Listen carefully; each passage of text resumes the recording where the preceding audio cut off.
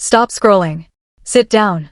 Right now, on this exact date, a two-time Olympic gold medalist is walking around calling herself the greatest woman of all time while the single richest fight of her entire life is bleeding out on the floor of a building she is not even allowed to enter anymore.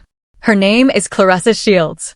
She is 8 days away from headlining State Farm Arena in Atlanta against Kaye Scott. And that fight, the one on the poster, the one with her name in the biggest letters, is not the story. It is the decoy. The real story is a $15 million door that used to be wide open for her, and the 90 seconds of pure temper that slammed it shut on camera, with the entire combat sports world watching in real time. Because here is the part that is going to break your brain wide open before we even get started. It did not die in a boardroom. It did not die at a negotiating table. It did not die in a ring. It died at an event she was not even fighting in, with one open hand, with the cameras rolling, at a company she had already once told to keep their money. And now that same company has locked her out of the only building on earth capable of paying her what she keeps swearing she is worth. There is a promotional ban with her name carved into it. There are defamation threats flying in every direction like sparks off a live wire. There are two champions who may now never share a ring for as long as they both live. And stay with me on this, because when we get to the contract structure breakdown later in this video, the part about who owns what and who signed what and who really controls the price tag on this woman's future, you are going to understand that the slap you saw on that viral clip was not just a slap. It was a self-inflicted foreclosure notice on the biggest bag in women's boxing history. Drop your thoughts in the comments, hit like, and subscribe. Let's get into it. Now before we go a single step further, we have to zoom out, because you cannot measure the size of this fall without measuring the mountain she fell off of. And baby, the mountain was tall. Rewind to November of 2025. CLAReSSA Shields is sitting on top of women's boxing in a way no woman has ever sat on top of women's boxing before.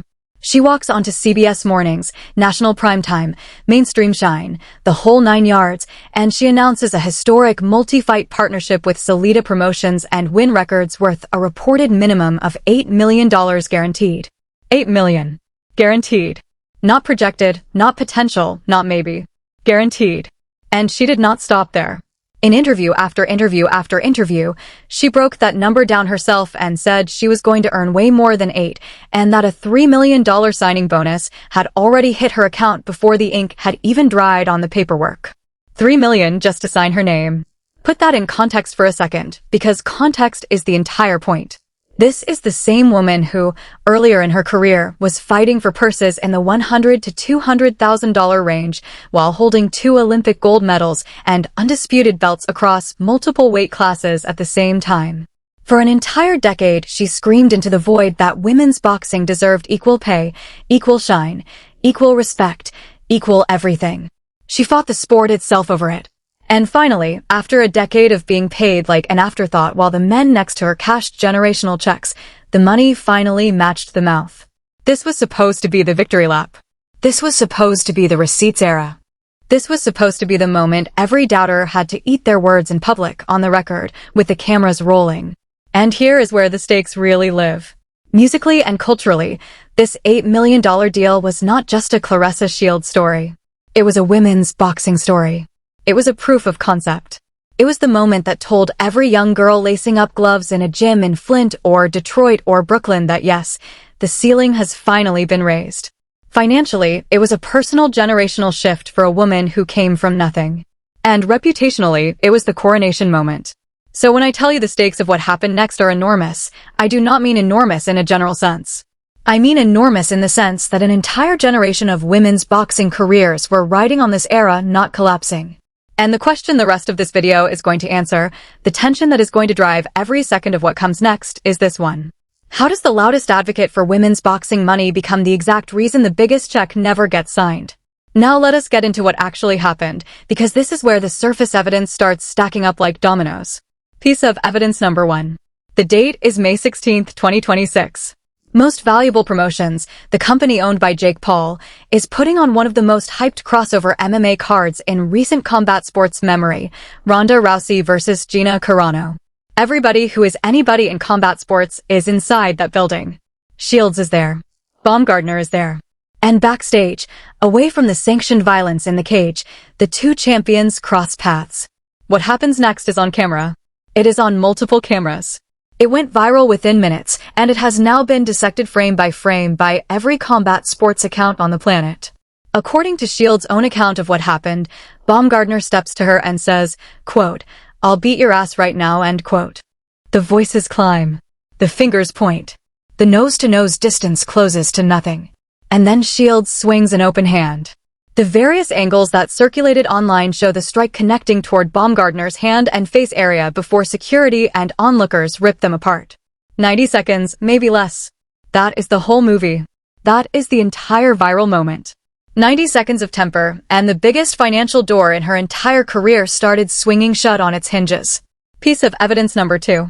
Within days of that clip going viral, Most Valuable Promotions issued a public statement, and this statement landed like a hammer through a glass table. Quote, "Effective immediately, CLAReSSA S.H.I.E.L.D. is banned from all MVP events until further notice. There is a time and a place for fighter tension." End quote. Read that again. Effective immediately. Banned. Until further notice. Jake Paul's company was standing behind its fighter and locking the woman who calls herself the GWAT out of the building. Entirely. Not suspended. Not fined. Banned. Piece of evidence number 3. Instead of retreating, instead of apologizing, instead of issuing a PR-crafted statement about mutual respect, S.H.I.E.L.D. went scorched earth on social media and in every interview she could get in front of. She called MVP's and Baumgardner's version of events, quote, "defamation of character," end quote. And then she dropped the sentence that turned a boxing beef into a full-blown legal war. Quote, "Y'all are going to get sued for defamation of character. All of y'all up there. So y'all need to get your checkbooks ready." End quote. Checkbooks. Ready. She threatened to sue Baumgardner. She threatened to sue MVP itself. She blasted Jake Paul directly, saying she can walk into any boxing event she pleases. Piece of evidence number 4. Baumgardner finally broke her silence and told anybody who would listen that she would knock the GWAT out if they ever fought, while simultaneously standing by her 2025 position that she has no real intention of chasing that fight. So let me pause and analyze the picture that is emerging here, because these 4 pieces of evidence do not just tell you a slap happened. They tell you the exact chain of business decisions that turned a slap into a foreclosure notice. One fighter is now banned from the building. The other is publicly saying she never wanted the fight anyway. And the third party, the promoter with the checkbook, the machine that could actually cut the $15 million check, has drawn a public line in the sand. Somebody please explain to me, in the comments, how this fight ever gets made from this position. I will wait right here. Because from where I am sitting, the surface evidence alone is already catastrophic. And oh, do I have more? And oh, do I have more? Because if you think the ban and the lawsuit threats are the story, you have been watching the wrong movie the entire time. The Baumgardner backstage moment is not the beginning. It is not even the middle. It is the punchline of a setup that has been building for 18 straight months, and the stands, the die-hard S.H.I.E.L.D.'s defenders in the comments who are already warming up their keyboards, are really not going to like where we are about to go next. Because I need everybody to lock in on one specific detail that most people scrolled right past when this deal was first announced back in 2025. There is a name attached to this Salita Promotions and Wynn Records $8 million contract that changes everything, and there is a name attached to the collapse of the MVP relationship that changes everything, and nobody, and I mean nobody, has connected those 2 dots on camera yet. Stay with me. Because in the next section we are getting into the cultural fallout, the insider reactions, the deleted posts, the industry whispers, and the personal life fireworks that turned this from a boxing story into a cultural inferno. And then, and I promise you we are getting there, when we get to the deep business breakdown, you are going to see exactly why every door that closes on this woman keeps closing from the inside. Now let us layer in the cultural evidence, because the surface story is just the shell. The real story lives in what the people around this situation have been saying, deleting, subtweeting, and screaming into microphones. Cultural evidence piece number 1. Before S.H.I.E.L.D. ever signed that $8 million Salita and Wynn Records deal, she was a free agent, and one of the suitors circling her was Most Valuable Promotions itself. Yes, that MVP. The same MVP that just banned her. According to her own telling, in her own words, in her own interviews, MVP came to the table with an offer, and she looked them dead in the face and turned it down flat. Her exact stated reason, quote, "It just wasn't enough money," end quote.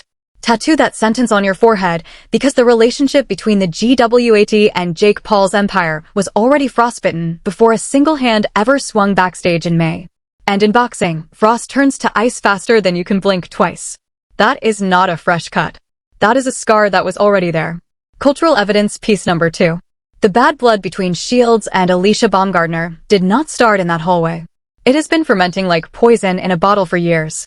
Baumgardner has gone on record over and over and over saying she does not believe CLAReSSA Shields is the greatest female boxer of all time, and understand what that means in the language of this sport. That is not trash talk. That is a direct strike at the exact crown Shields wears like armor. The one thing you do not touch.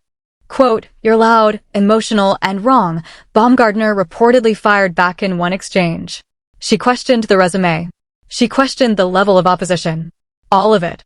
And if you know a single thing about CLAReSSA Shields, you know she has never, not once, let a slight slide. She keeps receipts on every single syllable. By spring of 2026, she was walking into rooms holding an entire filing cabinet on Alycia Baumgardner. Cultural evidence piece number 3. Shields had ammunition of her own, and it included one piece of boxing history that Baumgardner would probably pay serious money to erase from the internet forever. Back in 2023, Baumgardner reportedly tested positive for the banned steroid mestrolone in a test conducted 3 days before her rematch win over Christina Lenarditu. Baumgardner denied knowingly taking anything, and the WBC ultimately ruled the finding was not intentional. But that stain, that whisper, that shadow, never fully washed out of the public conversation. It just sat there, waiting. And in May of 2026, guess what got weaponized during that backstage confrontation? In that heated exchange, the one the internet dissected frame by frame, the drug test history came roaring right back, with Baumgardner's side firing off, per multiple reports from the scene. Quote, "The PEDs aren't the reason you lost," end quote. Ooh. Let me be crystal clear on what is confirmed versus what is disputed here, because credibility matters. Both women agree the argument happened. They disagree about who said what first and who provoked whom. But either way, a 3-year-old drug test became a live grenade inside a face-to-face argument, and that is the exact moment you know this was never going to end in a handshake. Cultural evidence piece number 4. And this is the piece where the story stops being about boxing and starts being about something much bigger. Shields' personal life. Because in December of 2024, Shields went public with the rapper Papoose, who was at the time still legally married to Remy Ma. Remy Ma detonated social media over it, blasting Papoose publicly, calling the entire situation out. Shields, who has never backed down from a single soul walking this earth, leaned all the way in. She essentially issued a boxing challenge to Remy Ma, telling her to come get her behind hooped.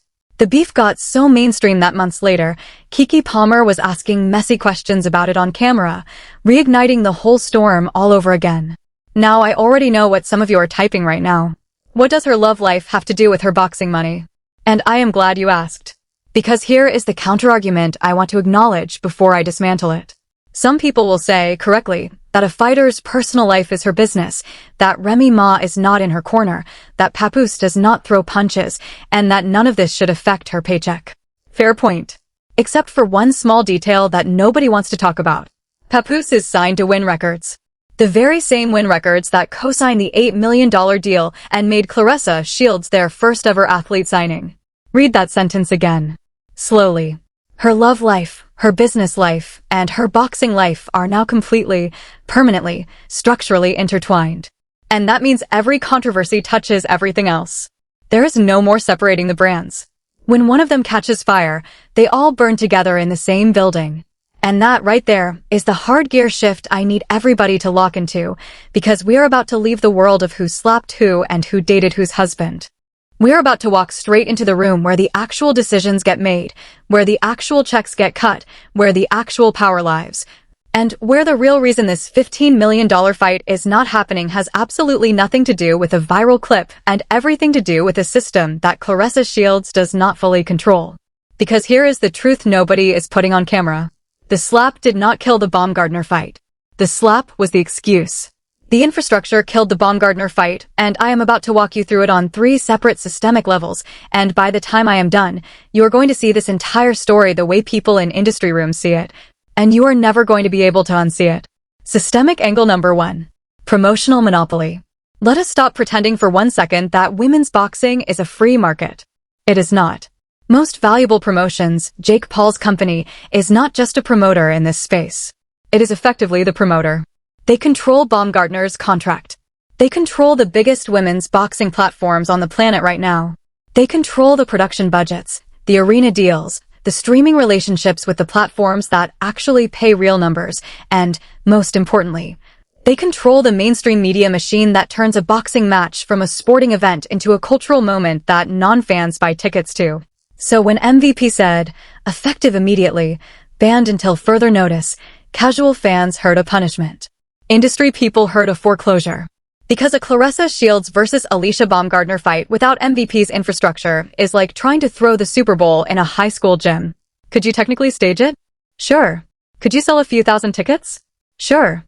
Would it generate the $15 million purse Shields keeps publicly demanding?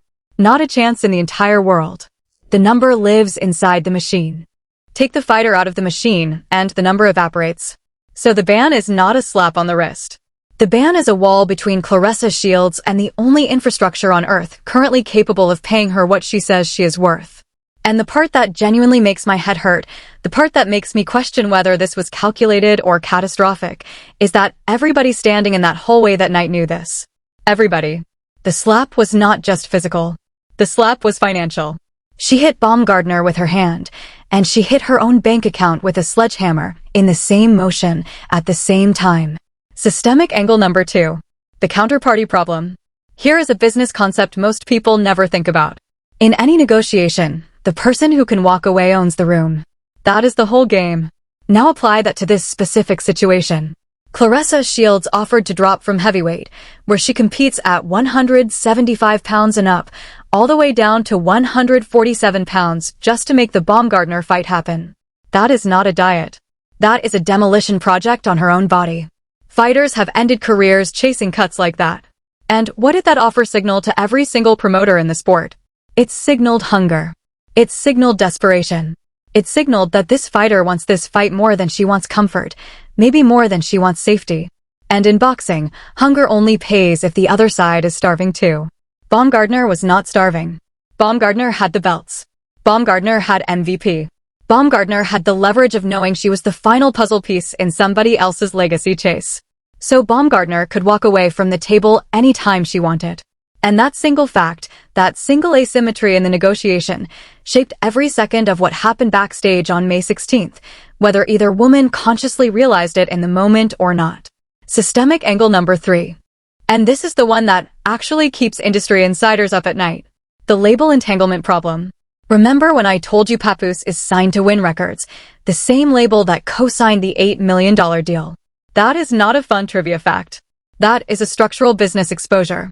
Because when a fighter's romantic partner is signed to the same business entity that is underwriting the fighter's career, every single piece of drama in the personal life becomes a business risk for the underwriter. Every trend on social media becomes a boardroom conversation. Every viral moment becomes a risk assessment meeting. And when the fighter then adds a promotional ban from the biggest promoter in the sport on top of the personal life volatility on top of the $8 million guarantee already sitting on the balance sheet, you are looking at an investment that just got more expensive to protect and less certain to grow. Salita Promotions and Wynn Records did not sign CLAReSSA Shields to defend belts against opponents nobody is fantasy booking her against. They signed her to headline generational fights. The Baumgardner fight was that. And with that fight now sitting behind an MVP wall, the pressure does not just land on her legacy. It lands directly on her current business partners, who now have to figure out how to justify their investment with a smaller pool of available opponents and a shrinking window of prime years. 3 systemic angles. Promotional monopoly. Counterparty leverage. Label entanglement. All 3 interconnected. All 3 pointing at the same conclusion. And once you understand this system, you understand exactly why the slap was so much more expensive than a slap. And now here is the truth bomb I have been building this entire video toward, and I want everybody to lean in for this one, because if you have made it this far, you are amazing and you deserve the payoff. The single most damaging reality of this entire CLAReSSA Shield situation, the truth that nobody in the sports media is willing to say out loud on camera, is that the reason the biggest paydays of her career keep dying is not the money and it is not the promoters. It is a pattern. And once you see the pattern, you cannot ever unsee it. Look at the receipts. Not one blown bag. Not two. A pattern.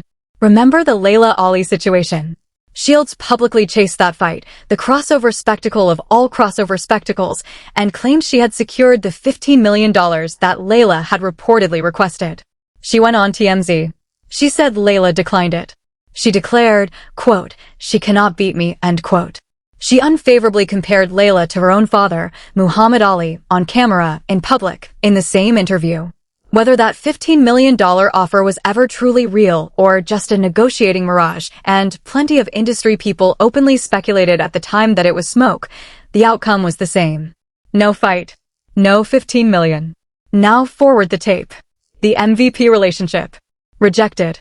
Not, "We could not agree on terms and let us stay friends." Rejected. Publicly. With a specific quote about the money not being enough. And then, months later, when the biggest fight her career had ever produced sits inside the MVP infrastructure she already publicly disrespected, she walks into an MVP event and swings an open hand at MVP's own fighter. The Baumgardner relationship. Poisoned. Not just competitively poisoned. Personally poisoned. Legally poisoned. Reputationally poisoned. And now defamation threats are being flung across social media like grenades in a war zone. So here is the truth bomb, and I want to be careful with my language here, so let me be precise. This is my analysis, this is the pattern I see, and I am framing it as opinion, not fact. But when the biggest paydays of a fighter's career keep dying, not at the negotiating table, not because of injuries, not because of promoters refusing to pay, but because of temperament, timing, and bridges that keep burning faster than they can be rebuilt, at some point you stop asking why the doors keep closing. And you start asking who is holding the matches.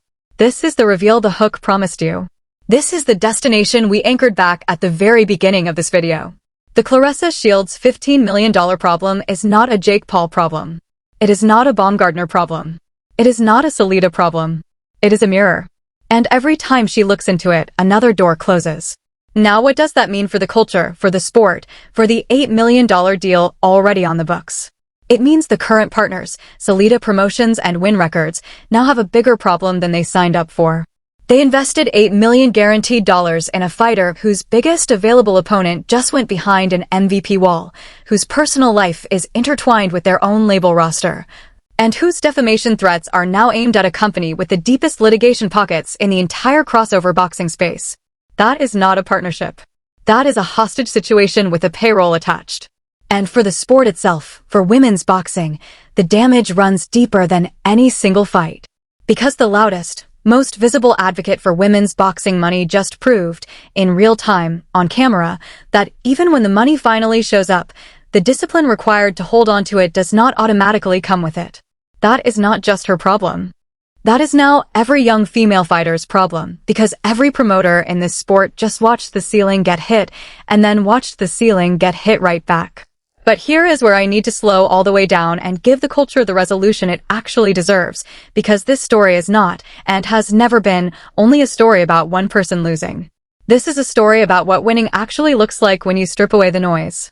And when I look at everything we just laid out, all the surface evidence, all the cultural evidence, all the deep systemic breakdown, one thing becomes absolutely clear. The people who are actually winning in this sport right now, the ones who are quietly building, quietly stacking, quietly turning down the drama, and cashing the checks nobody is putting on TMZ, they're the ones we should be talking about more. The ones who do every job to 100%. The ones who understand that in this era of combat sports, the loudest fighter is not automatically the richest fighter, and the biggest headline is not automatically the biggest bag. Discipline pays. Consistency pays. Availability pays. Being the person a promoter can put in a building without wondering if you are going to torch the building on the way in pays. And the fighters, male and female, who are moving through this era without a viral hallway slap on their tape, without a public defamation threat against the biggest promoter in the sport, without their romantic partner being signed to their own label, are quietly walking into a version of women's boxing that is more open, more lucrative, and more career-sustaining than any version that has come before it. That is the version of this story I want the young fighters watching this video to lock into. Because the reframe here is critical. CLAReSSA Shields is a two-time Olympic gold medalist. She is undisputed in 3 weight classes. She is one of the most historically significant fighters, male or female, of the last 20 years. Nobody, and I mean nobody, is taking those accomplishments away from her. But greatness in the ring and greatness at the bank are two entirely different fights, and this video has been about the second one. And in that second fight, the fighters who are winning are the ones who understand that the sport is a business, and the business rewards fighters who can be trusted with an $8 million check to also be trusted with an $8 million temperament. Contrast one-liner, and I want you to sit with this one for a second before you scroll. One fighter is walking into State Farm Arena in 8 days trying to prove she can still hold on to her crown. The other fighters in this sport, the ones we barely mention, are walking into their next negotiations with clean tape and rising leverage. And that right there is the whole story in a single frame. So things are going to be fine. Women's boxing is going to be fine. The ceiling that got raised does not get lowered just because one fighter got knocked off the ladder trying to reach it. The right person or the right people are still in the right position. The evidence speaks for itself. And the culture course corrects every single time, whether we are ready for it or not. But this is only the start, and I need everybody in the comments to understand exactly what is coming next, because there are two very specific developments that are about to make this story 10 times more chaotic than it already is. And if you are not subscribed right now, you are absolutely going to miss them. Development number 1. August 15th. State Farm Arena, Atlanta. Kaye Scott. In 8 days from the reference point of this video, CLAReSSA Shields is walking into a ring to defend her undisputed heavyweight crown and understand what is riding on that night. It is not just a title. It is the entire $8 million Salita and Wynn Records deal. It is her leverage against MVP. It is her leverage in the defamation posture she just publicly staked out.